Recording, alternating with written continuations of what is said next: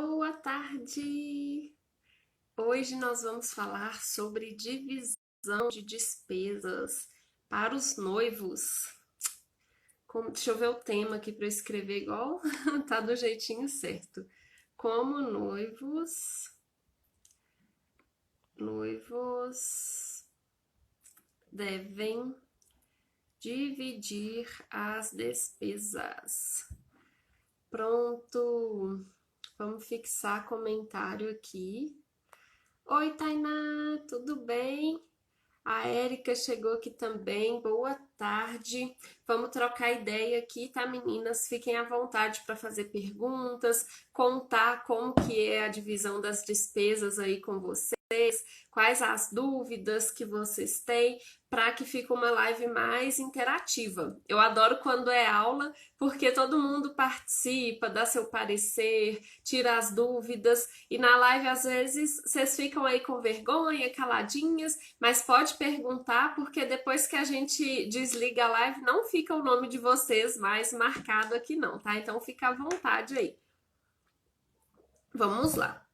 Primeiro lembrete para começar essa live de como noivos devem dividir as despesas é que noivos não são casados.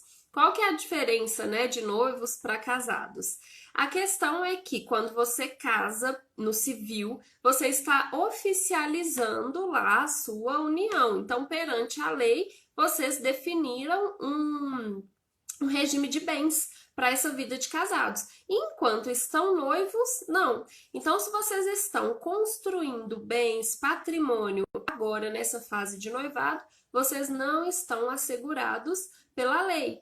E eu não conheço aqui, né? Eu conheço um pouquinho a Tainá, que é minha aluna, mas as demais participantes eu ainda não conversei para eu saber como que é o relacionamento de cada uma. Mas pela minha vivência, o que acontece? Os noivos começam a construir patrimônio nessa fase.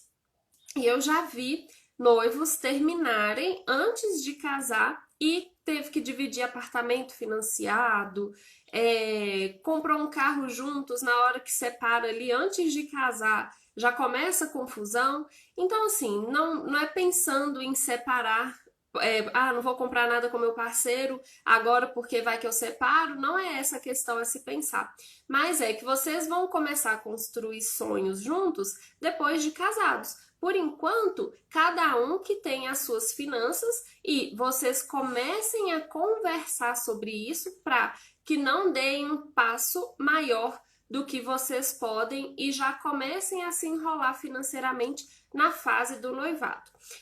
Eu falei aqui da questão de ter um regime, né, de bens que vai assegurar vocês. Tem uma live que eu fiz na última sexta-feira, se não me engano, sobre o regime de bens, casamento civil, que você deve saber. Então é muito importante também vocês olharem e verificar quais são esses regimes, como que vocês escolhem, para que nunca tenham surpresa aí quando um relacionamento vem a finalizar.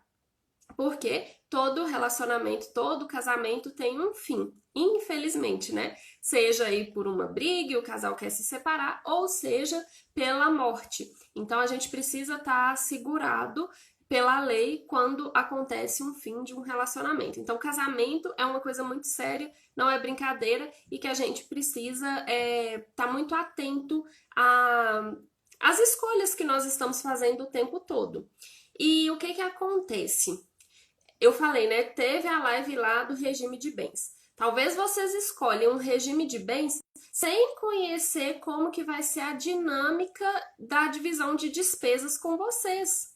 E muitas vezes, a forma que vocês vão escolher, se vocês ignoram, né? Conhecer a dinâmica que vocês vão dividir essas despesas enquanto casal, pode vir a prejudicar vocês num curto ou num longo espaço do casamento. Por quê? Talvez um tá gastando dinheiro demais, um tá gastando dinheiro com coisas escondidas, não quer que o parceiro saiba, um tá adquirindo dívidas e o outro tá achando que tá tudo normal.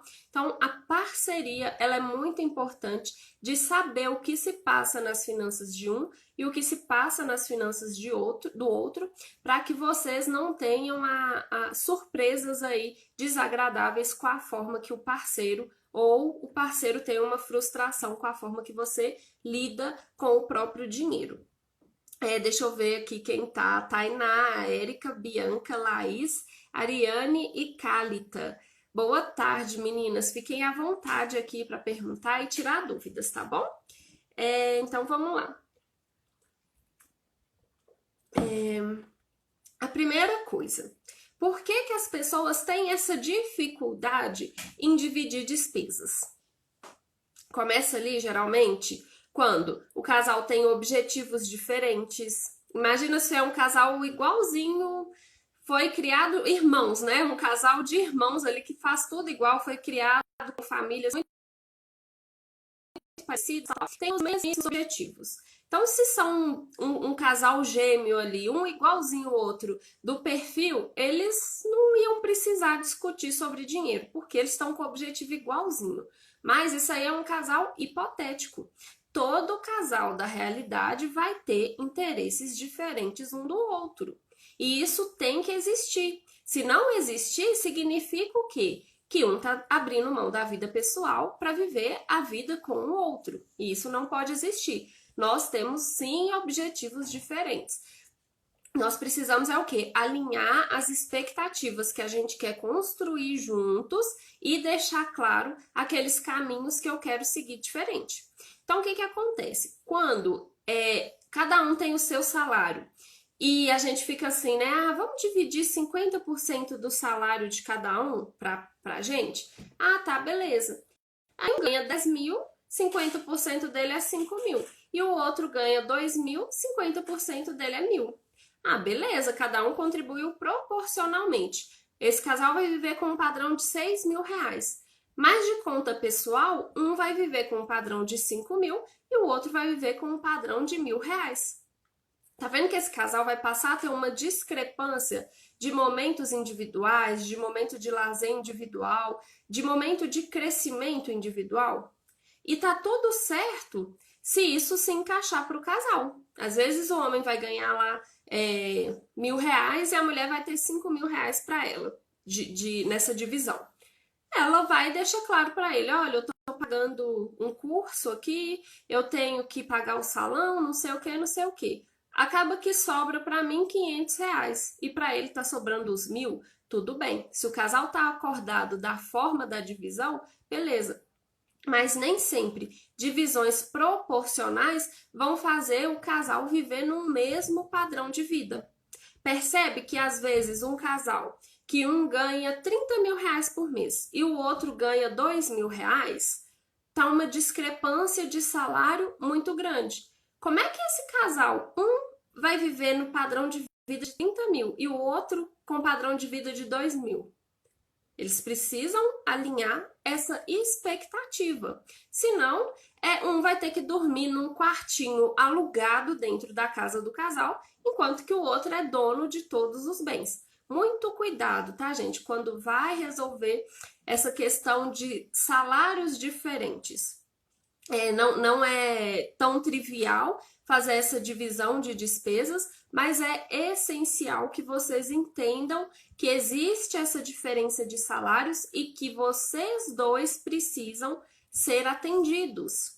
E acontece, por exemplo, né, nesse caso aí, de um ganhar 30 mil e o outro 2 mil reais por mês.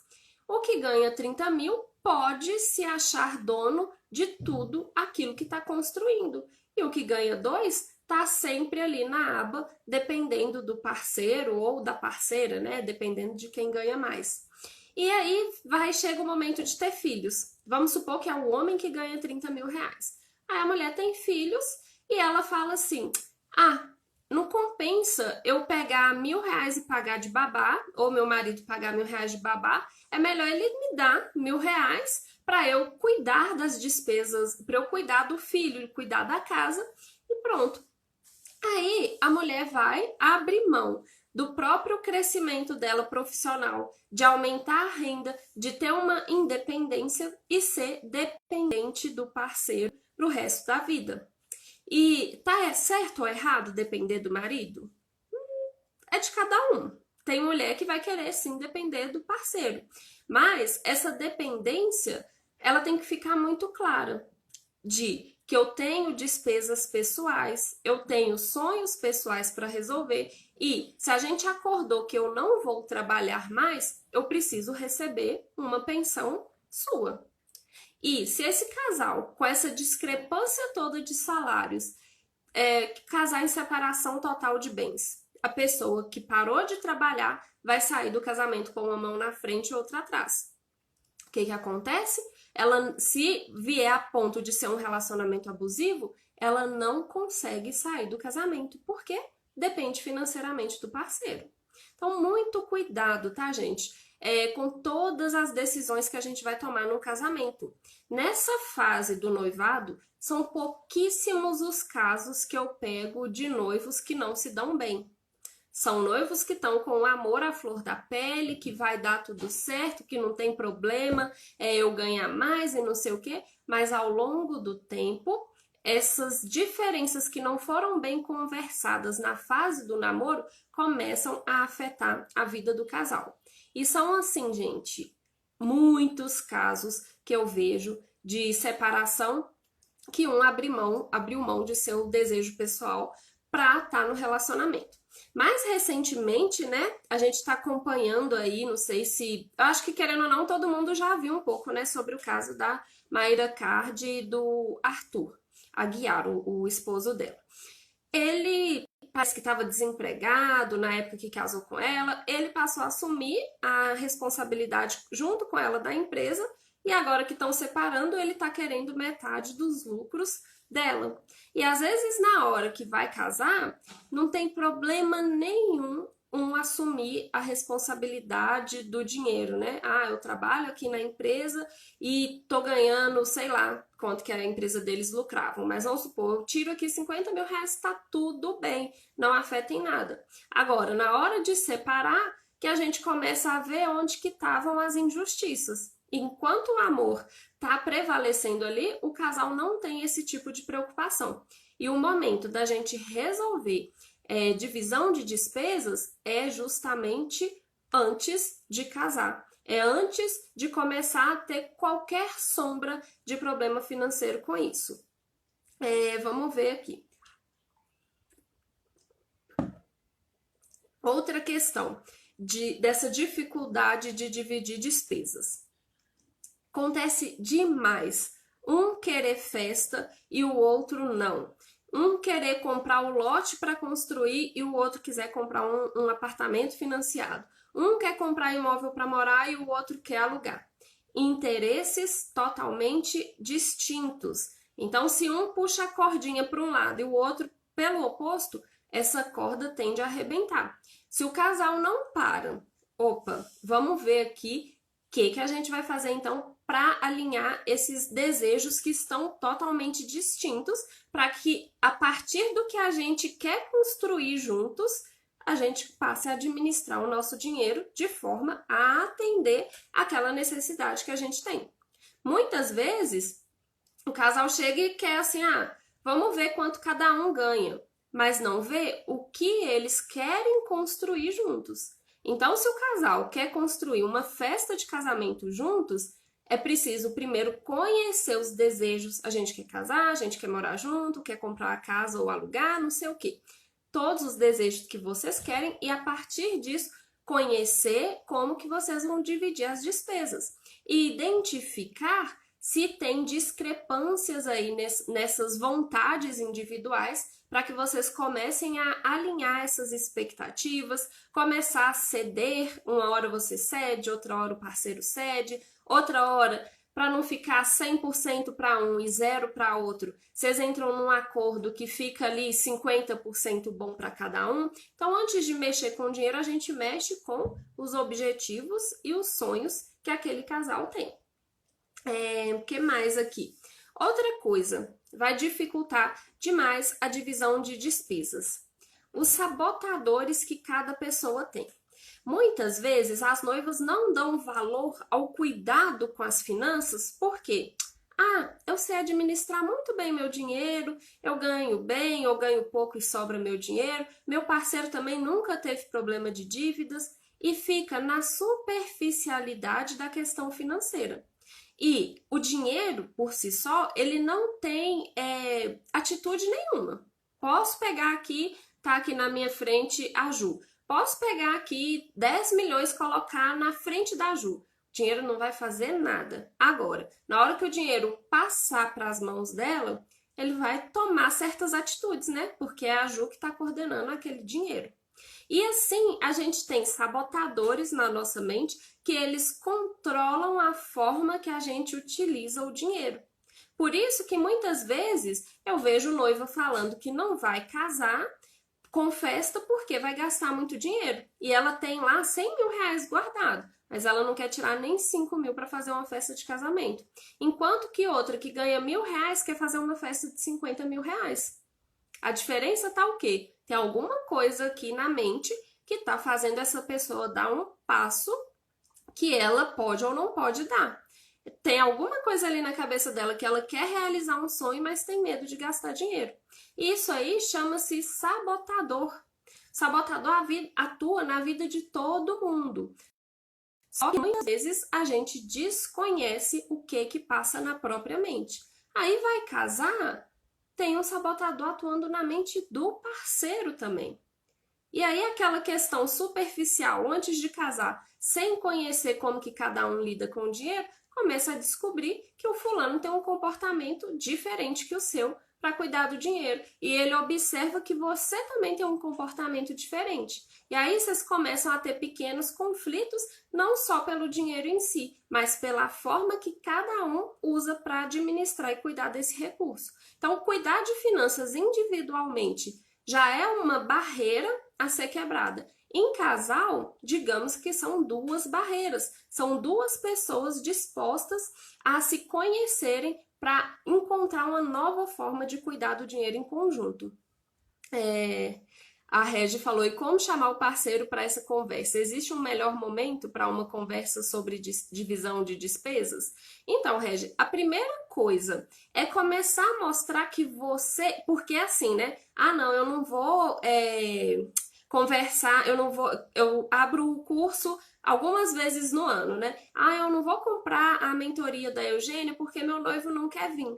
Aí fica esperando o noivo querer ter uma atitude e ele não vai ter. Então, eu vou lavar minhas mãos porque ele não quer cuidar das finanças. Não, aí você vai sozinha e administra as finanças sozinha e começa a mostrar os resultados. Quando a gente mostra que você era uma pessoa desorganizada e está começando a sobrar dinheiro, ele quer saber o que está acontecendo.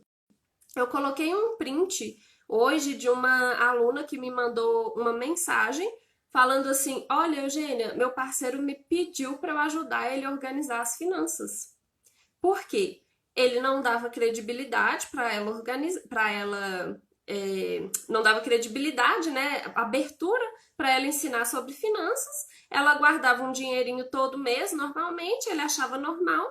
Só que quando entra num curso para planejar as finanças e é para uma vida de casados, sempre vai precisar saber qual que é o plano do outro.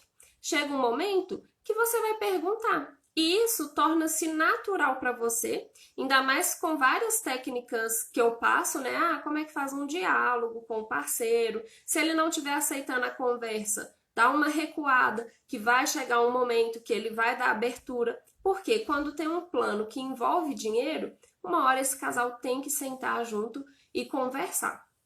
Então, Regi, o momento certo é à medida que vai aparecendo as necessidades de conversar sobre o dinheiro. Às vezes ele não vai aceitar que vocês, vamos conversar sobre o dinheiro, mas você pode falar de um plano. Nossa, amor, vamos viajar em dezembro lá, daqui 6 meses? Só que eu preciso organizar as finanças. Olha aqui o plano pessoal que eu já fiz. Vou juntar R$ 500 por mês. Será que você vai poder contribuir com quanto? Aí ele já vai mudar a cabeça assim, nossa, ela faz plano e eu nem sei se vai sobrar dinheiro. Como que você fez? Aí ele já vai dar uma abertura para vocês conversarem sobre dinheiro, sobre dividir essas despesas, tá? Outra coisa que vai influenciar também nessa dificuldade é o perfil financeiro de cada um. Tem pessoas que têm um perfil de ser gastador. Onde que a pessoa vai, ela quer comprar alguma coisa, ela quer gastar o dinheiro que tem. Não necessariamente essa pessoa tem dívidas, mas ela tem uma certa dificuldade de guardar o dinheiro.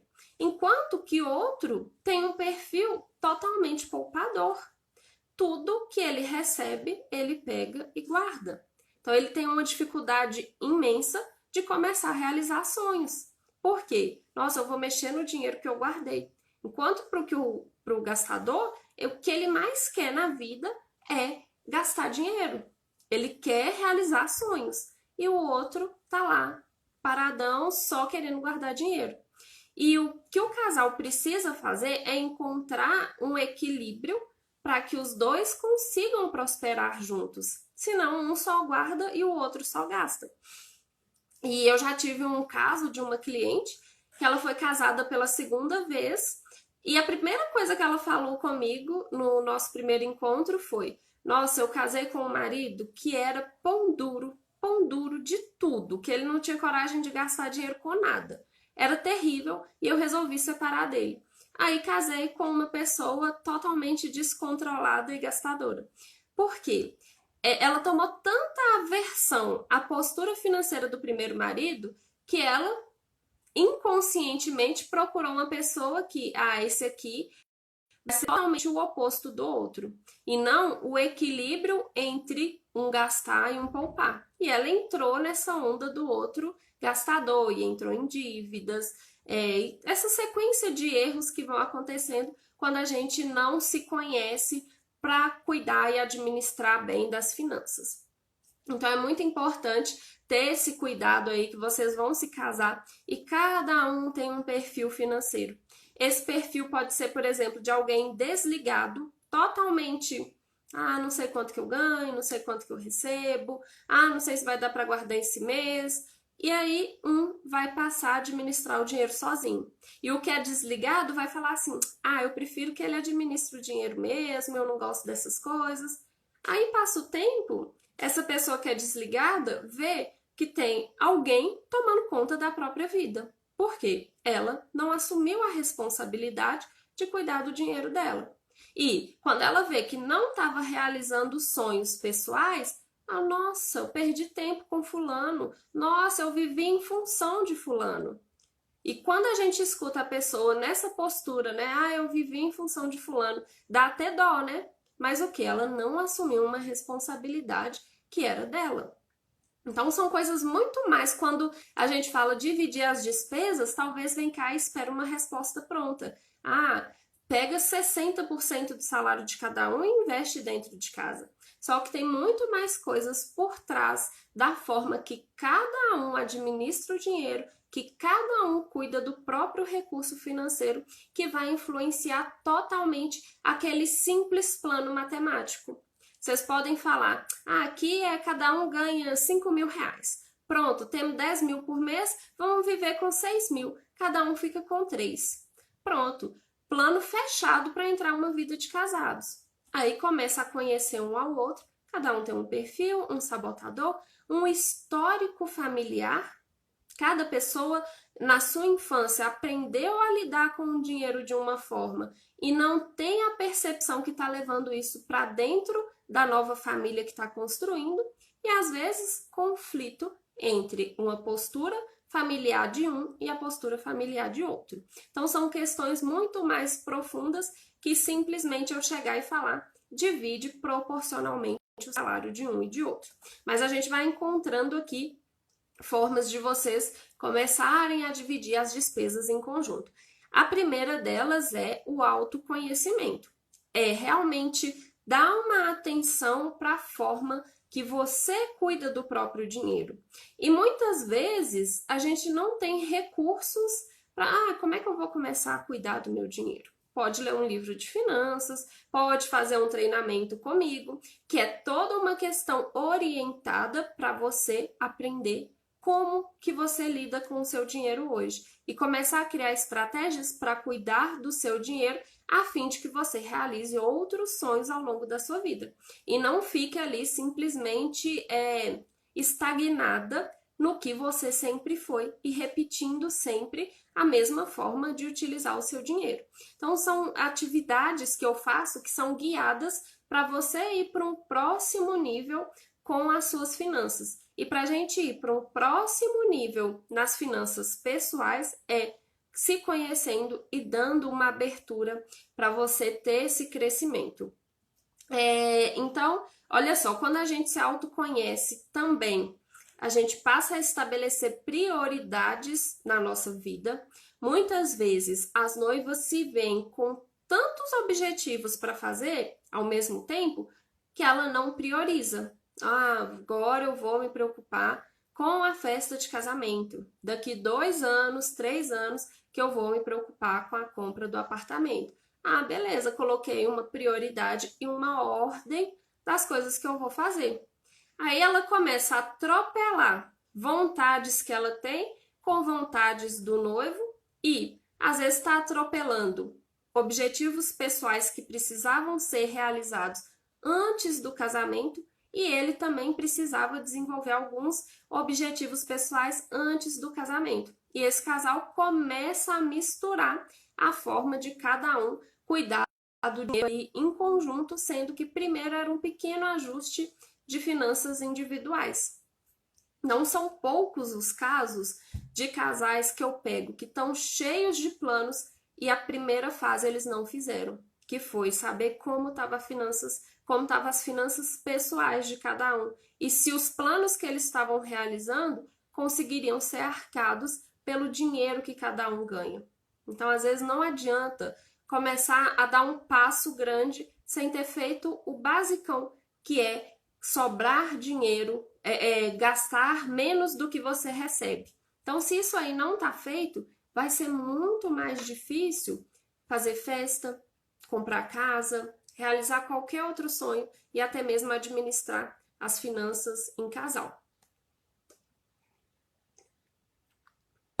Alguém tem alguma dúvida aqui? Regi, Tainá, Bianca, Laís, Moniele, Rafaela, Tia Núbia, minha tia, Israel e a Carol. Carol Barbosa é a minha aluna, não é, Carol? É a Ana, fala aí se é a Ana Carolina. E outra coisa, né, gente? Então vai conhecer suas prioridades, seus sonhos, seus valores, seu perfil financeiro, seus sabotadores. Valores é uma coisa que influencia muito no crescimento de um casal. Por exemplo, se um tem um valor de fé muito alto, ele tem uma religião, ele segue aquela religião, e o outro desacredita na fé que ele tem, na religião, aquilo está ferindo o valor de um e de outro. Então é muito importante conversar sobre essas questões. Um valor de honestidade. Fulano é honesto a todo custo, mas o parceiro é desonesto. Então, um começa a ferir o valor do outro. E isso vai influenciar na forma de gastar o dinheiro. Por exemplo, se o parceiro, o exemplo vai ser o homem, ele tem um valor de liberdade alto. E a mulher tem um valor de segurança alto. Talvez esse valor de segurança para ela vai vir com a compra do imóvel, porque ela acredita que para ela se sentir segura, ela tem que ter um imóvel. E o valor de liberdade do rapaz é que ele quer viajar ao mundo, quer conhecer outros países, quer trabalhar em várias empresas, então ele não quer ficar fixo num lugar. Se o casal não alinha expectativas, um vai ferir o valor do outro na forma que está gastando o dinheiro. E quem que para casar e perguntar quais os valores que você tem, quais os valores que eu tenho, quais os valores que a gente vai construir para esse casamento? Ninguém para, ninguém pensa. E fica nessa superficialidade que casar é só comprar casa, ter filhos e viajar. Pronto, acabou. Casar é muito mais, é construir uma história juntos que tá balizada no que você é e no que vocês querem construir juntos. Outra coisa, né? Quando vai dividir as despesas, é passar a ter um conhecimento do parceiro. O que eu falei primeiro? Autoconhecimento. A maioria das pessoas que eu vejo que quer começar a dividir as despesas quer por colocar a culpa no parceiro, de que ele ganha pouco, eu ganho bem, eu queria que ele ganhasse mais. Nossa, meu noivo não sabe cuidar bem do dinheiro. Aí quer transformar ele e não você. Então, o primeiro passo para a gente começar a cuidar do dinheiro é se autoconhecer, é trazer mudanças primeiro para a minha vida, para depois levar para o relacionamento e depois que você começa a incentivar o seu parceiro. Por isso que quando eu vejo, né, às vezes o casal tá lá separando, teve traição, teve não sei o quê, aí fala assim, foi o meu marido que traiu, pronto, a culpa é dele. E a gente não para olhar, o que será que eu fiz? Será que eu tive uma parte de responsabilidade? Ou vice-versa, tá, gente?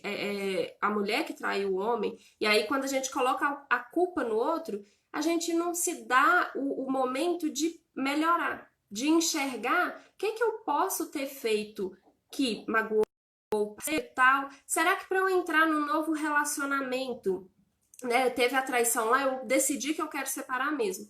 Será que se eu entrar em outro relacionamento, eu não vou estar cometendo os mesmos erros? Por quê? Faltou a autorreflexão de saber o que eu estou fazendo da minha vida, com os meus pensamentos, não estou me autoconhecendo e já estou disposta a começar um outro relacionamento e cometer os mesmos erros. Deu uma fugida aqui, mas o que eu quero mostrar é: não comece por querer mudar o seu parceiro.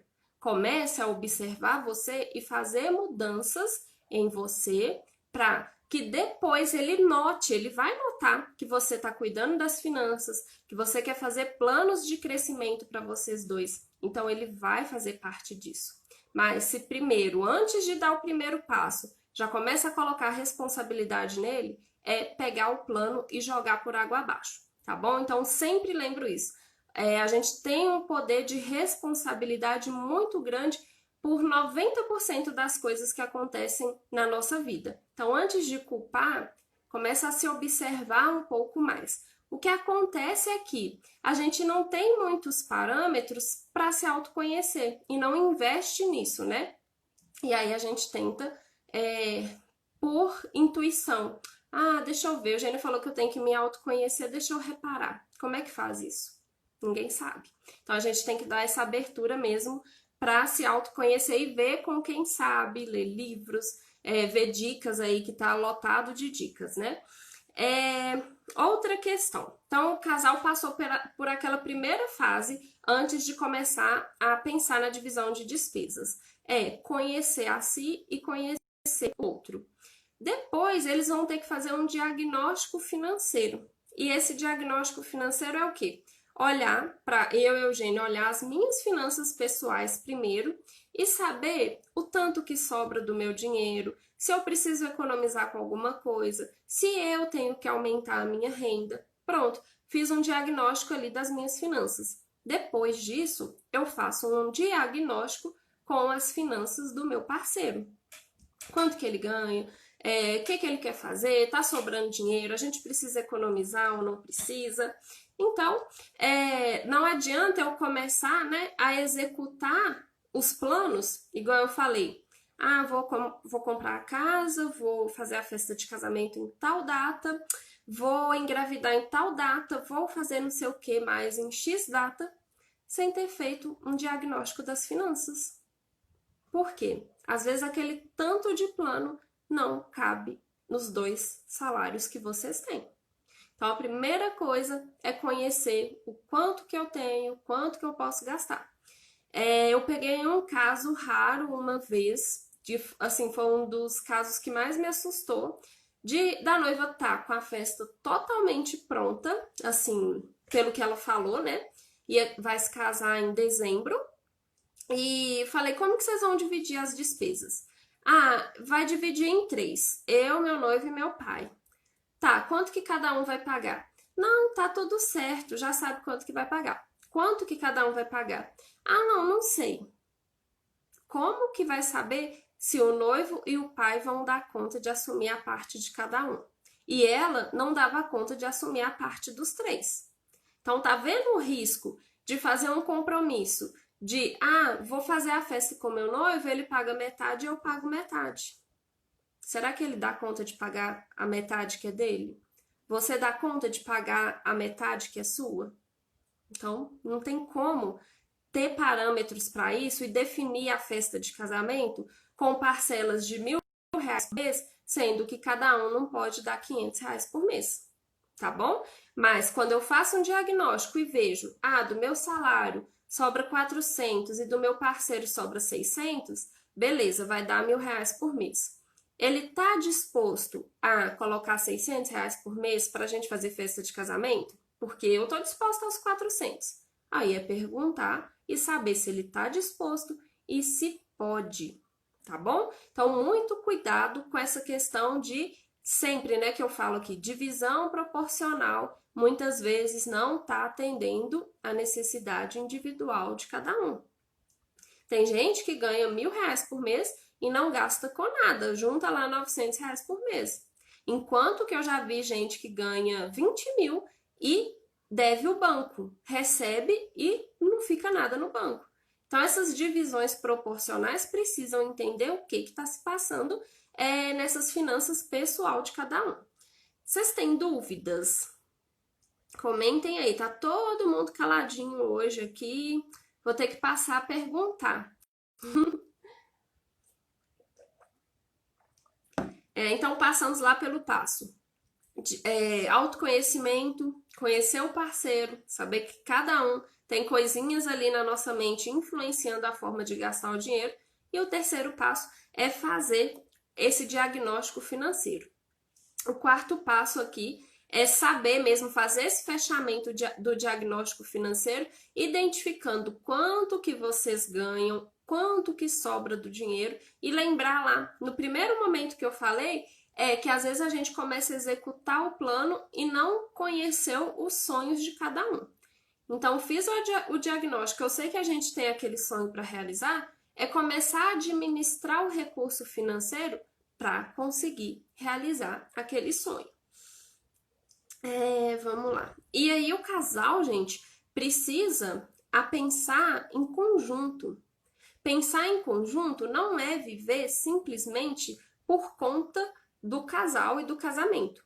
Pensar em conjunto é saber que o casal tem objetivos juntos a construir, todo casal precisa ter pequenas coisas que sejam para construir juntos e entender que eu tenho necessidades que são minhas, financeiras, e ele tem necessidades que são deles, financeiras. E se o casal não pensa que existe esse conjunto e simplesmente pega o salário X, 10 mil, 5 mil vai para uma coisa, 5 mil vai para mim, eles não estão sabendo pensar em conjunto e construir uma estratégia conjunta para atender as necessidades em casal e necessidades que são individuais.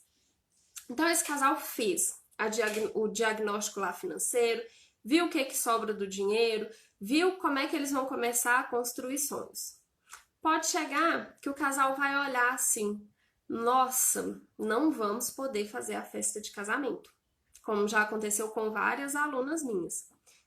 Aí é a gente começar a criar estratégias de como vocês vão conseguir realizar o sonho. E essas estratégias passam pelo quê? Uma economia financeira, desfazer de bens materiais que construíram, seja carro para casais mais velhos, seja casa que compraram, para poder consertar aqueles erros financeiros e que o casal possa fluir financeiramente juntos. Precisa desfazer, né, de algum bem ou começar a ganhar mais dinheiro, fazer mais dinheiro, né? Seja com uma profissão nova, seja vendendo alguma coisa, fazendo uma renda extra, fazendo um trabalho pela internet. Esses dias, conversando com uma aluna, ela precisa de pelo menos R$ 1.500 para realizar a festa de casamento dela, que vai ser em ano que vem. Acho que é julho, de julho a outubro. Então, ela tem a festa de casamento e ela precisa ter de R$ 1.000 a R$ 1.500 por mês para completar a festa de casamento. Ela organizou tudo, fechou festa, sem saber que o dinheiro dela não dava para isso. E aí a gente começa na fase de criar alternativas para fazer mais dinheiro para o caso de quando você não tem, você assume um compromisso financeiro que não vai poder conseguir arcar daqui 10, 12, 15 meses. E ela falou, nossa, eu não sei como que eu vou fazer mais dinheiro. E aí, o que a gente pode fazer? Ou cancela a festa de casamento, ou vai se obrigar a aumentar a renda. Por quê? Se você está vendo que aquele plano seu não pode ser executado, não é por mágica, eu não tenho visão de futuro, mas se eu pego as finanças, somo XYZ lá de salário, somo o tanto que o salário está comprometido para ter 12 meses da frente, não sobra R$ 1.500, alguma coisa o casal vai ter que fazer. Ou cancela, ou faz R$ 1.500 por mês. E aí ela falou, eu não faço ideia como que eu posso conseguir esse dinheiro. Eu comecei a perguntar, e aí, o que você tem de habilidade, não sei o que, ai, não sei. Então você vai ter que sentar e estudar uma forma de ganhar R$ 1.500 a mais por mês, fora o salário que você já ganha. Então é fácil? Não, mas tem a possibilidade. Vou desistir do sonho. E às vezes desistir do sonho vai doer muito. Vai doer menos você se sacrificar alguns meses para fazer mais dinheiro. E essa balança, né? Se eu largo um sonho ou se eu sacrifico para ganhar dinheiro, é individual. Cada um sabe o peso que consegue carregar. A gente só tem que lembrar de uma coisa.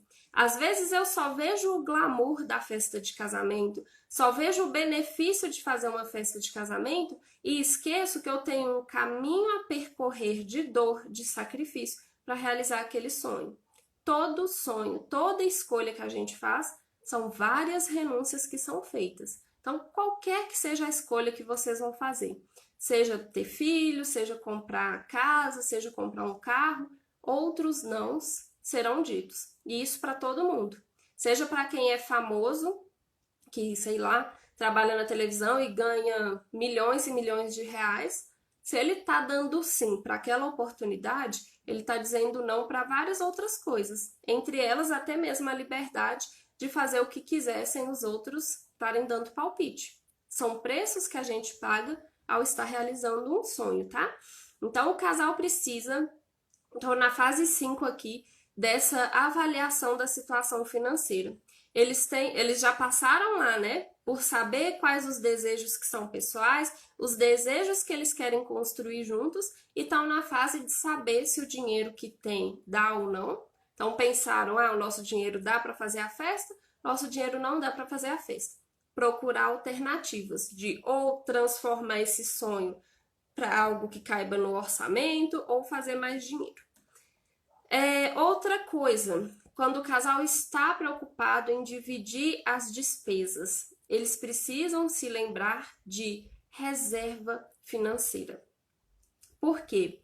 Imprevistos sempre acontecem na vida de todo mundo. Na minha vida, na vida da Ju aqui, da Gisele, da Isabela, todo mundo aqui vai acontecer imprevistos. Então, se forem imprevistos financeiros e a gente tem uma reserva financeira, fica mais fácil desse casal passar por esse imprevisto. E o que acontece? Às vezes, a gente está falando dessa questão de divisão de despesas. Eugênia, vamos fazer a nossa reserva financeira em uma única conta. Vamos fazer lá no investimento lá do Tesouro Selic. Tudo bem. Só que o dinheiro que está investido lá no Tesouro Selic está no CPF de apenas um. Se está no CPF de apenas um, aquele dinheiro só sai de lá, se porventura um ou outro falecer, por inventário. Então, reserva financeira precisa ser feita para as contas dos dois. Os dois CPFs precisam ter as duas pessoas, né, noivo e noivo, precisa ter reserva financeira na sua própria conta, tá bom? Investimentos são feitos em CPFs únicos. Não tem como ter, eu tenho meu filho, eu vou fazer uma poupança para ele em que eu sou dona do dinheiro e ele também. Não, o dinheiro tá no CPF do filho. O dinheiro está no CPF só do marido. Para a gente ter uma administração melhor, eu tenho que ter a minha reserva financeira e ele a dele. O que acontece quando passa o tempo e o casal lá nunca conversou sobre divisão de despesas, cada um faz o que quer com o dinheiro. Ah, tudo bem. Aí a mulher não quis trabalhar porque ela ficou por conta de cuidar dos filhos. Vocês lembram da discrepância que eu falei no início? O homem ganhava 30 mil, ela ganhava 2 mil, não compensava ela trabalhar, só o homem estava administrando as despesas. Chega um momento que o casamento não deu certo, vai ter que separar, só que ela não tem recurso próprio para isso. Todo o dinheiro, toda a reserva financeira está com o marido. E às vezes fica num relacionamento abusivo por falta de dinheiro. Então são questões que, Eugênia, você trabalha com o início do casamento e tal. Eu gosto sim de viver no mundo cor-de-rosa, que os casais vão ser felizes para sempre. Eu me esforço para que casais entrem preparados financeiramente para uma vida a dois para não ter esse tipo de problema. Mas a realidade que a gente vê aí são milhares e milhares de casais separando e tendo brigas por dinheiro. E aí pode vir gente aqui e fala: eu não preciso cuidar de dinheiro, eu ganho muito bem, meu noivo ganha muito bem. Aí me vem o caso de famosos separando todo santo dia. E a briga começa o quê? Começa por qualquer outro motivo e termina com o quê? Com dinheiro. Por quê? É a casa que a gente morou 15 anos juntos, agora vai separar e ele quer ficar com parte da casa e eu não. É um casal que o problema ali não é dinheiro, gente. Dinheiro não é problema na vida de relacionamento, na vida do casal. O que é problema é falta de colocar limites no que cada um faz, no que é desejo de um e de outro, em objetivos do casal começar a construir juntos. Não existe essa de que o dinheiro, tá casado, o dinheiro é meu e seu. Não tem. Mas e na separação total de bens? Não tem. Por quê? Se vocês moram juntos, vocês estão mantendo uma casa juntos. As despesas ali daquela casa, por mais que seja uma separação total de bens, ela é feita pelos dois. Aí, se meu marido fizer dívida, tanto faz. Não é tanto faz, não. Porque se a dívida que ele está fazendo é para manutenção da casa, você também é responsável por aquela dívida. Então, gente, não tem como casar e ignorar que existe o assunto financeiro. Não tem como casar e não deixar claro como que vocês vão dividir despesas. Não tem como casar e achar que a vida de vocês é só viver em função de casamento, porque tem uma vida pessoal a ser zelada, tem desejos individuais a serem conquistados, assim como que para o casamento fluir, os objetivos em conjunto precisam estar sempre muito bem estabelecidos. Alguma dúvida? Nossa, todo mundo caladinho, meu Deus, não é possível. Nada, até a Regi tá caladinha, falou só um pouquinho aqui. Comentem aí, gente, será que eu tô falando bobeira? Vamos lá agora para a próxima dica. Então, olha só. Falei como que os noivos devem dividir despesas. Não é proporcionalmente. Proporcionalmente pode ajudar, pode facilitar? Pode sim. Eugênia, recebemos o mesmo salário, vamos dividir no meio a despesa da casa. Tá, beleza, ótimo. Mas lembra o quê? Que vocês precisam primeiro fazer despesas de uma casa em conjuntos ou despesa de festa de casamento em conjunto e conhecer se as finanças pessoais vão conseguir arcar aquilo ali e se um não está mais prejudicado que o outro. Só eu que dou dinheiro para festa, só eu que dou dinheiro para não sei o quê, e o outro tá lá só juntando dinheiro. É entender que para dividir despesas, vocês têm planos em conjunto e têm planos individuais. Ah, a Bia fez uma dúvida lá em cima, deixa eu ver. Como? Uai, Bia, não achei sua pergunta. Você. Ah, não achei. Será que você apertou o Enter da pergunta? Olha aí, Bia. E a Regi falou que tá me escutando e trabalhando. Ótimo. Tem vezes que eu faço assim também, faço outra coisa e vou escutando as lives. Então, a última dica aqui para vocês fazerem a divisão de despesas é conversar sobre sonhos e planos para o futuro, tá bom? Senão fica muito vazio só, gente, pegar o dinheiro e falar assim: a nossa despesa básica é XYZ, pronto. Aí sobra X reais. Sobra pra quê? Esses dias eu tava conversando com uma noiva que ela pegava do salário dela R$ 1.000 por mês e guardava. Ótimo, né? Para uma maioria aí guardar R$ 1.000 por mês é muito bom. E ela viu com o curso que ela tinha condições de guardar R$ 1.500 por mês, sem fazer sacrifício. Ela simplesmente, vamos supor, que ela ganhava, acho que eram uns 3.000. Aí ela pegava 1.000, guardava e tinha 1.000 de despesa fixa e os outros R$ 1.000 ela ia gastando sem saber com o que, sem plano, sem pra quê.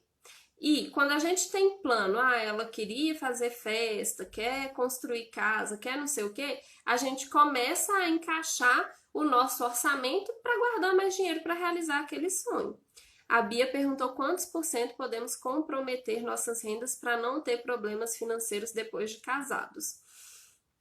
Olha, o ideal, Bia, eu não gosto de trabalhar com porcentagens. Muitos financistas trabalham com essa questão. Para as despesas básicas da família tem que custar 55%. Mas eu já vi casos de casais muito bem-sucedidos que viviam com 5% da renda. Então imagina aí um casal ganhando R$ 200.000 por mês e consegue viver com 5% de 200.000. Dá quanto? Dá 10.000 por mês? Acho que é, né, gente? Sei lá, o casal ganha 1 milhão por mês e quer tirar 5% para viver. Para eles vai caber direitinho. E eles podem juntar o outro restante porque querem comprar uma mansão daqui a um tempo. Mas para um casal que às vezes cada um ganha um salário para iniciar uma vida de casados, a despesa principal deles vai ser acima de 55%. Então não tem muito essa questão. Quanto por cento deve ser a reserva, mais ou menos? As indicações são de 20% do salário. Mas aí fica aquela coisa, igual o exemplo que eu dei. Ela pegava R$ 1.000 do salário, que era 33%, guardava, era acima da média de 20%, mas ela ainda gastava com coisa que nem sabia para quê. E ela, esse caso aí que eu dei da menina que guardava R$ 1.000 por mês, estava podendo guardar 50% da reserva financeira. Por que que ela não guardaria 50% do salário dela, sendo que ela só precisa gastar 50%? Então, é olhar mesmo para as finanças, olhar o objetivo que você tem. Às vezes um casal quer fazer uma festa de casamento que vai ser muito cara para o orçamento deles. O que eles podem fazer se mora com o pai e com a mãe? Guardar 80% do salário. Eu ganho R$ 1.000, Eugênia. Vou guardar R$ 800 por mês porque R$ 200 eu me viro aqui. Porque eu tô com um sonho lá do casamento batendo na porta e eu preciso sacrificar agora por esse período de tempo. Então, não gosto muito de porcentagens. Para ficar no basicão aí, no mínimo, tenta guardar pelo menos 20% do salário. E a reserva, ela tem um limite, tá, Bia?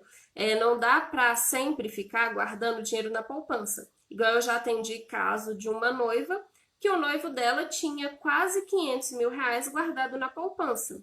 Reserva financeira tem limite. Passou ali, eu quero ter, no caso dele, vamos supor, eu quero ter R$ 100.000 de reserva financeira. Os outros 400.000 era investimento, investimento de verdade. Reserva financeira é aquilo ali que eu guardo, que a maioria das pessoas guardam na poupança. Então, é tudo uma questão de ter objetivos. Talvez você, Rafa, vamos supor assim, eu ganho R$ 1.000 por mês e quero ter 6 meses de salário guardado. Porque se eu ficar desempregada, eu vou ter ali esses R$ 6.000 guardados. Então, você colocou uma meta ali. Eu quero ter minha reserva financeira de R$ 6.000. Ótimo. O que você pode fazer para juntar essa reserva?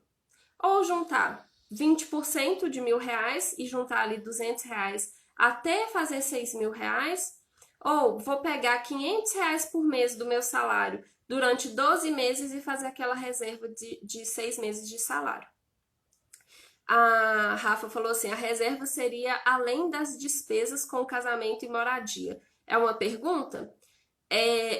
A reserva financeira, ela é uma despesa, ela é um dinheiro à parte. Ele é um dinheiro que a gente não mexe, tá, Rafa? O dinheiro de festa de casamento, o dinheiro de moradia é uma coisa.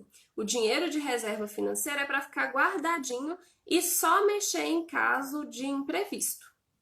Tá bom? Então, essa questão aí, eu falei o exemplo, né? Vou guardar 80%, R$ 800 por mês para a festa de casamento. Se está sendo para a festa de casamento, não está indo para a reserva financeira, não. Tá? Reserva financeira é uma coisa e outros objetivos, outra coisa. Por isso que o dinheiro precisa ficar guardado no lugar que você não vai mexer. Por exemplo, quero guardar R$ 10.000 para a festa de casamento, vai ficar guardado num investimento X. Quero ter R$ 5.000 de reserva financeira, vai ficar guardado num local tal. Não é para misturar na mesma conta 10.000 do casamento com 5.000 da poupança, não, da reserva, não. Juntei R$ 15.000, 10.000 que é pro casamento está numa conta separada, 5.000 de não sei o que está em outra conta separada. Então a reserva é sim além das despesas de casamento e moradia. Eu sempre trabalho com minhas alunas para construírem uma reserva financeira, mesmo que seja pequenininha de início. É uma coisa assim que eu me preocupo muito, porque todo plano passa por ajustes ali no meio do processo. E esses ajustes podem ficar um pouquinho mais caro que o previsto. Então, você faz um plano lá do casal juntar R$ 1.000 por mês e chega um certo momento que ele precisa gastar R$ 1.100. E aí já vai apertar no orçamento. Se ele tem uma reserva financeira para não passar por apuros, ele pode usar um pouquinho dessa reserva aí para cobrir essa despesa extra que apareceu no fim do processo. A Rafa entendeu, que bom. Obrigada a todos vocês aqui que participaram. No finzinho ali, né, 1 hora falando aqui, no fim fica menos gente mesmo, cada um tem suas funções em plena 2h30 da tarde. Então eu fico muito grata por vocês que ficaram aqui, tiraram tempo para compartilhar suas experiências, me escutar um pouquinho e fiquem à vontade para perguntar mais. Obrigada, gente. Boa tarde.